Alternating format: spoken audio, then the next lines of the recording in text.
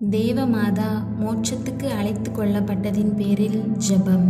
மகா மகிமை பிரதாபத்தோடு பரலோகத்துக்கு எழுந்தருளின பரிசுத்த தேவமாதாவே, நீர் சரீரத்தோடு வானமண்டலங்களை கிழித்தேறின மகிமை உம்முடைய சுகிர்தங்களுக்கேற்ற வெகுமானந்தானே.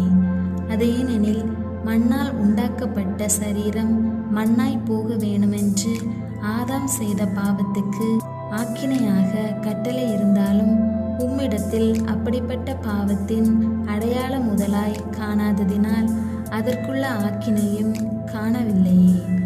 அதனால் ஆண்டவர் தாம் மரித்தோரிடத்தில் நின்றெழுந்தருளினது போல் உம்மையும் உயிரோடு எழுந்திருக்க பண்ணினார்.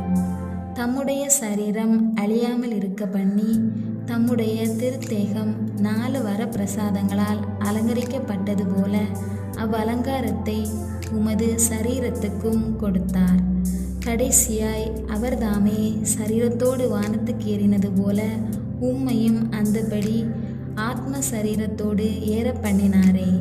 நீர் பரலோகத்துக்கு ஏறின போது சந்திரன் உம்முடைய பாதத்தை தாங்க, சூரியன் உம்முடைய உடலில் போர்வையாய் படிய, தாரகை கணங்கள் உமது சிரசில் மகுடமாய் விளங்க, தூதர்கள் ஸ்துதியங்கள் பாட, பரமண்டலத்தில் சேர்ந்த உடனே பிதாசுதன் ஸ்திரீத்து சாந்துவால் நித்திய பரலோக ராஜேஸ்வரியாக முடிசூட்டப்பட்டீரே.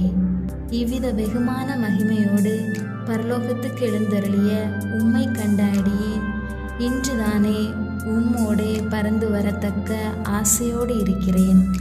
ஆனாலும் இந்த மண் சரீர பாரத்தோடு இப்படிப்பட்ட நன்மை பெற நான் பாத்திரமாகாதபடியால் இன்று உம்மோடு என்னுடைய நினைவை பரலோகத்துக்கு உயர்த்தி இவ்வுலகத்தை மறந்து நடக்க பண்ணியருளும்.